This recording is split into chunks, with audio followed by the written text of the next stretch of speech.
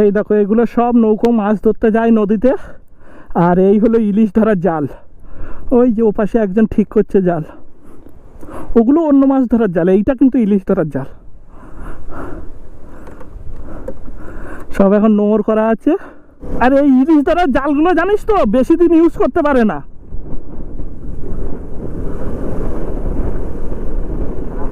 হ্যাঁ হ্যাঁ, কেটে যায় তো।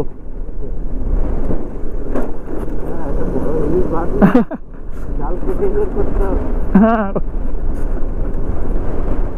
ও পাশে তবু বাড়ি ঘর ছিল, এই জায়গার থেকে দেখো নদীটা। আচ্ছা, এটা কি গঙ্গা?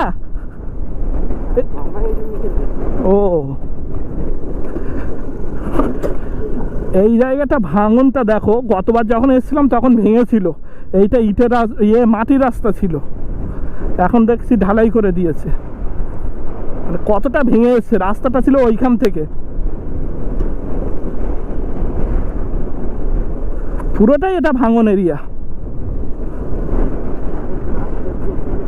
হ্যাঁ হ্যাঁ, গতবার যখন এসেছিলাম তখন ভেঙে গিয়েছিল, এইটা মাটি ছিল। হ্যাঁ, এটাই হয় নদীর পাড়ে। আর ওই পারে ওই দেখতে পাচ্ছ, ওগুলো সব হলদিয়ার ফ্যাক্টরি। আমি শিওর ছিলাম না ওপারটার নাম, নৈতিক বললো হলদিয়া। ক্যামেরায় কি আসছে? ঢেউগুলো দেখো, এই যে সাদা সাদা, এগুলো বড় বড় ঢেউ।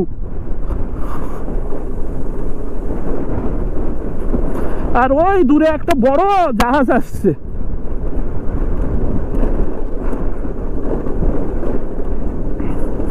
না, ওই কোনা অবধি যাব না, এইখানে নামবো। এই সামনেই ঝাউ গাছ দেখা যাচ্ছে।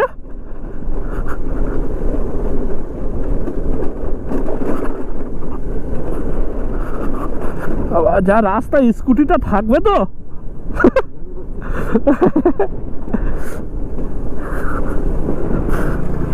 এই যে এইখানটা নামি, এই যে দুই একটা লোক আছে দেখছি। হ্যাঁ, নামানো যায় তো। আগের বারেও আমি এখানে এসে অনেক ফটো উঠেছিলাম। পরে আসবে, একটু ওই দিক থেকে ঘুরে আসি, কি আছে দেখে আসি। হ্যাঁ হ্যাঁ, বলছি যাবি সামনের দিকে? না, আমি কোনোদিন এর সামনে যাইনি, কি আছে। বাবা, এগুলো কি সব থাকার জায়গা তৈরি হচ্ছে? হ্যাঁ দেখ, আরে ওই তো সামনেও রিসর্ট। গত বছর এগুলো ছিল না তো। খুব তাড়াতাড়ি তোমরা এখানে এসে থাকতে পারো, দারুণ লাগবে একেবারে নদীর পাড়ে। তৈরি হোক, একদিন এসে থাকবো, রাত্রে ভালো লাগবে।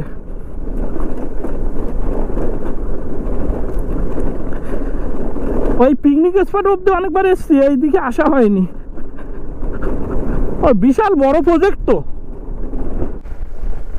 দারুণ হাওয়া দিচ্ছে, দারুণ হাওয়া দিচ্ছে। হ্যাঁ, ওই জন্য তো অন করে রেখেছি। তোমরা একটু এসো, ঘর থেকে বেরো, দেখবে বাড়ির পাশে কত সুন্দর সুন্দর জায়গা আছে। শুধু আমরা দূরে যাই, কিন্তু আমাদের ঘরের পাশেই কত সুন্দর সুন্দর জায়গা খুঁজে নিতে হয়। এই পাশটা তো আরো সুন্দর লাগছে রে। হাওয়ায় কিছু শোনা যাচ্ছে? আমি ভাইজার তুলে দিয়ে আছি। না না, আমার ক্যামেরাই বলছি, হাওয়া দিচ্ছে তো, ভাইজার তুলে আছি।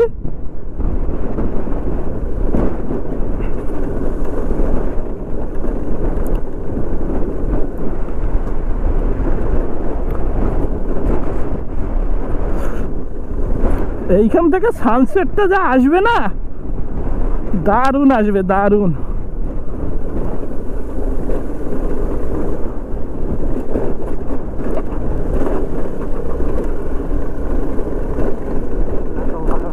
হ্যাঁ, না না, সে তো বাবা, এইসব জায়গায় থাকা যায় না সন্ধ্যে অবধি।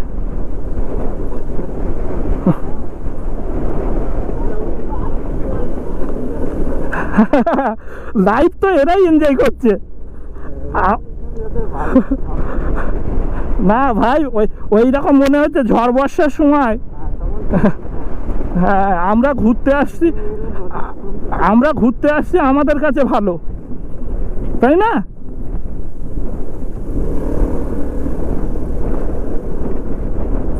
এটা একটা ছবি তুলবো, বুঝলি? এই একটা জায়গায় দাঁড়ালাম, জায়গাটা দেখো। এই সামনেই হচ্ছে মোহনা, এইটা গিয়ে সামনেই বড় এতে পড়েছে, মনে হচ্ছে সামনেই সাগর। আমরা এই রাস্তা দিয়েই যাব, আর এই দিক থেকে এটা হচ্ছে ঢালাই রাস্তা, গ্রামের ভিতরে ঢুকে গেছে। কি সুন্দর প্রকৃতি দেখো, কেউ কোথাও নেই, একদম নিস্তব্ধ, শুধু নদীর গর্জন আর হাওয়া। আমরা সেই এসছি এই পার বরাবর ধরে।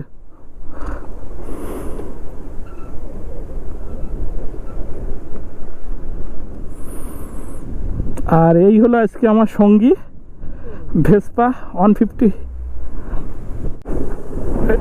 ডায়মন্ডে এই নদীর পাড়ে অনেক হচ্ছে পুরাতন কেল্লা, লাইট হাউসের ধ্বংসাবশেষ আছে। পুরাতন সময় তো এটা বন্ধ ছিল, মানে ইংরেজ আমলেরও আগে এখান তো একটা প্রধান বন্দর ছিল, যেমন ক্যানিং, ডায়মন্ড, হাসনাবাদ, এগুলো হচ্ছে ডকঘাট, সব একটা সময় বন্দর এরিয়া ছিল। আর এখানে অনেক বড় বড় বিল্ডিং, বড় বড় প্রাসাদ গড়ে উঠেছিল, যেগুলো এখন ওই যেমন Diamond Harbour main picnic spot, ওর পাশেই প্রচুর ধ্বংসাবশেষ আছে। এখানেও আশেপাশে দেখছি নদীর পাড়ে। আর এই সামনে দেখতে পাচ্ছ, এটা তো লাইট হাউস, এটা হচ্ছে জাহাজ চলাচলের জন্য, ওদের সিগন্যাল দেওয়ার জন্য।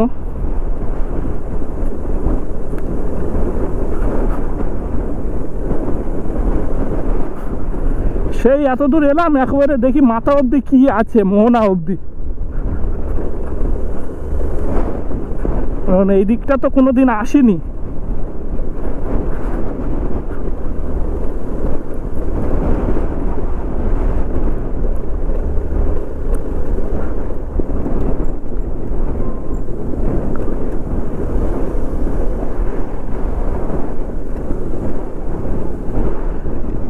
এটা মনে হচ্ছে সক্রিয় নেই নাকি? হ্যাঁ, আমি জানি এইগুলো সেই পুরাতন ইয়ে। হ্যাঁ, এগুলো পুরাতনে মাটির রাস্তা শুরু হয়ে গেছে, এতক্ষণ ইটের রাস্তা ছিল। তো অনেকদিন বর্ষা হয়নি তো যাওয়া যাচ্ছে, বর্ষা হলে অসুবিধা হয়ে যেত। ওপর দিয়ে আমার রিক্স হয়ে যাবে, যাই নিচে দিয়ে। না না, কি পায়ে কাদা লেগে আছে? ও আচ্ছা আচ্ছা, না ওপর দিয়ে গেলে হাত কখন একটু এদিক ওদিক হয়ে যাবে না, পুরো নিচে পড়তে হবে। একা ঠিক আছে। এ পাশে তো অফরোডিং শুরু হয়ে গেছে রে।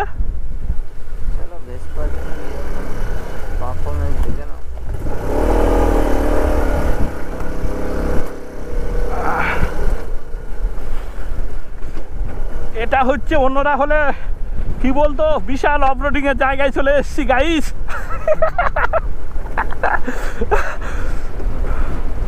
মাটির রাস্তায় তো এরকম থাকবে। সে বাইকের মতো আমার শুধু পিছনে পা চলে যাচ্ছে। দেখি কত দূর যাওয়া যায়, যত দূর যাওয়া যায় যাব। ওই আর একটুখানি বাকি আছে।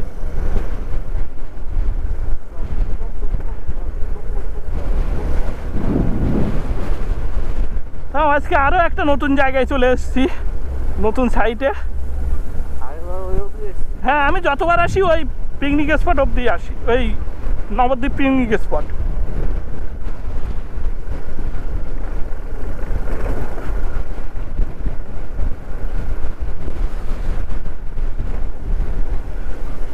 এইরকম প্রকৃতি, এইরকম থাকলে সারাদিন গাড়ি চালাতে কোনো অসুবিধা হয় না।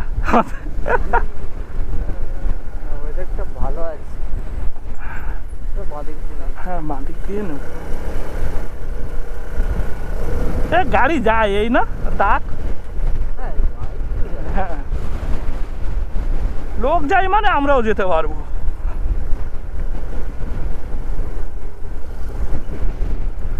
এখানে আশেপাশে বাড়িঘর নেই, কিন্তু ভিতরে ভিতরে গ্রাম দেখতে পাচ্ছি অনেক। তুই ভাবতো এখানকার লোক কিভাবে যাতায়াত করে। এই দেখো, হ্যাঁ চিংড়ি মাছের পোনা বাসছে। আমাদের ওদিকে পিন বাগদা বলে।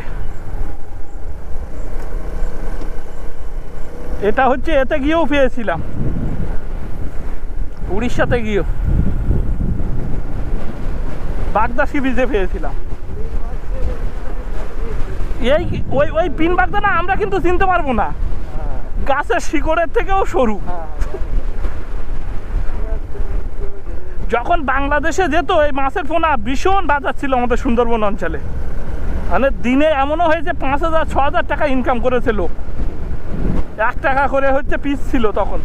তারপরে বাংলাদেশে যাওয়া বন্ধ হয়ে গেল, হয়ে গিয়ে পিন বাগদা মানে বাগদা মাছের একদম বাজার পড়ে গেল। অ্যাকচুয়ালি আমরা যে বড় বড় বাজারে বাগদা খাই, এটা হচ্ছে ওর বাচ্চা। নদীর থেকে ওরা ধরে নিয়ে ফিশারিতে, বড় বড় ফিশারিতে ছাড়ে, ছেড়ে ওখানে বড় করে।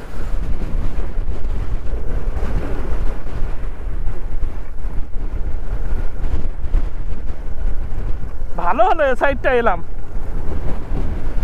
এটা হ্যাঁ হ্যাঁ, এটা মোহনা না সাগর পড়ে যাচ্ছে রে? তোর ম্যাপ কি বলে? মোহনা এখনো দেরি আছে। তোর ম্যাপ কি বলে? সাগর সামনে, সাগর তো তোর যখন নামখানা ক্রস করছিস। হ্যাঁ না, এই সামনে এত বড় এটা কি? এই সামনে নদী, আর যাওয়া যাবে না, এই অবধি শেষ। কি বলছিস? হ্যাঁ ভাই, না ভাই দেখো এইখানে অবস্থা দেখো, যাওয়া যায় কিন্তু ও সাইডে গিয়ে আর লাভ নেই না। এই অনেকটা, ও কোথায় চলে এসছি দেখো, দারুণ জায়গায় এলাম আজকে, একটা নতুন জায়গা। ধসে যাবে না তো? স্কুটিটা এবার ঠিক করে হচ্ছে তারপরে এ করব। দেখো আরেকবার দেখো কোথায় চলে এসছি।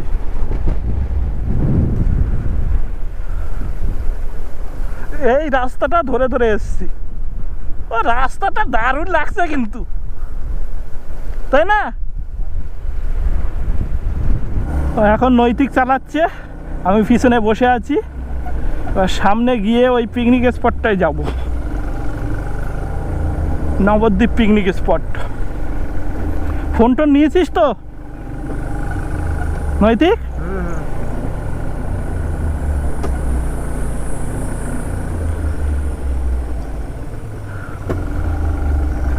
শীতকালেও জায়গাটা খুব সুন্দর লাগবে, তাই না? ঠান্ডাও লাগবে আর কাপি দেবে যা হাওয়া। এইদিকে কোথায় একটা গ্রামে এখনো কামান পড়ে আছে, কামান। হ্যাঁ ওই এমনি তো তুই দেখ না, ওই পিকনিক স্পটের পাশে যে কত হচ্ছে ধ্বংসবেশ, কেল্লা বলে ওটা, কেল্লার মাঠ না কি যেন বলে একটা। হ্যাঁ হ্যাঁ হ্যাঁ, এটা তো একটা সময় বন্ধ ছিল।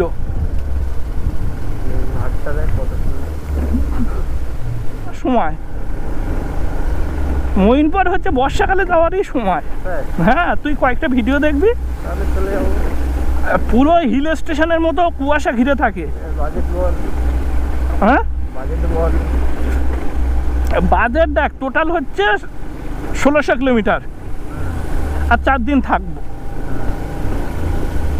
4 দিন থাকবি মানে 3টে নাইট স্টে।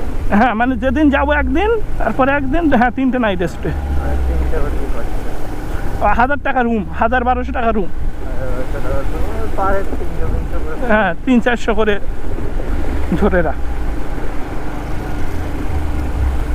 আর ওর তো হচ্ছে মাইলেজ হচ্ছে 50, ওই 45 করে, প্রায় 45-50 করে। তেল খরচাও কম, আর আমাদের খাওয়া খরচা বাদ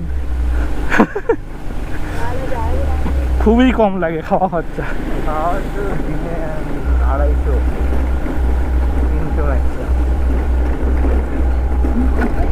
300 টাকার খাই আমরা। সেই তাও খাই। কারণ সকালবেলা তো ওই খুব ভালো খেলে রুটি তড়কা মুড়ি ঘুগনি এইসব। টোটাল 300 বলছি সারাদিন। ফাঁকা করে হচ্ছে মইনপটের 2-1টা পোস্ট দেখ, ভিডিও দেখ, বুঝবি। এখানে নষ্ট করতে চাই না টাকা। এই যে পিকনিক স্পট এসে গেছি। বুঝি তো? হ্যাঁ ঢুকি দে।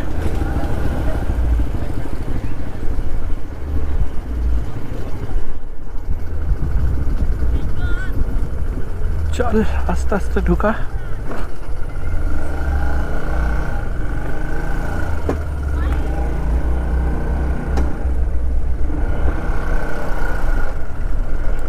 এইদিকেটা নিয়ে যা, এই গাছটার নিচে নিবি, একটা ফটো তুলে তারপরে বসবো।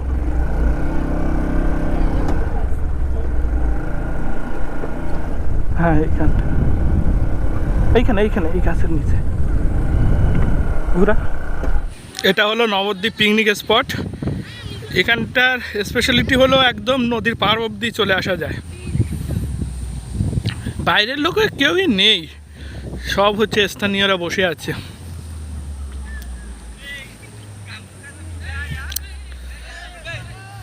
চারিদিকে ঝাউ গাছ, ঝাউবন।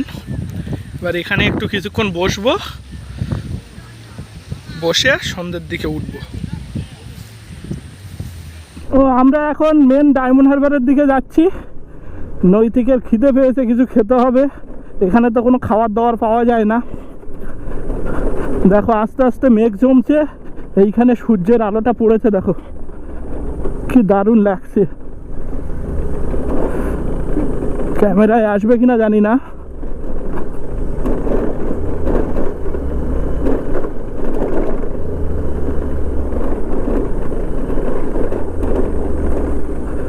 দেখ ওইখানটা লাইটটা পড়ছে, দেখ।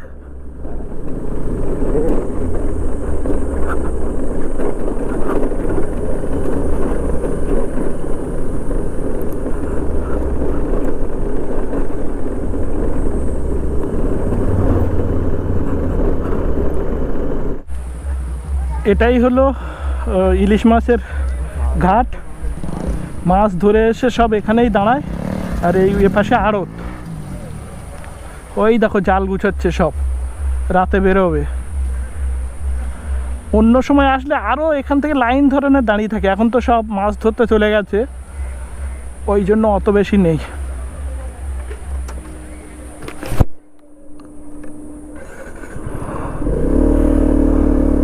আমরা এই মেন রোডে চলে এসেছি। এবার সামনে গিয়ে একটু বসবো, তারপরে বাড়ি ফিরবো।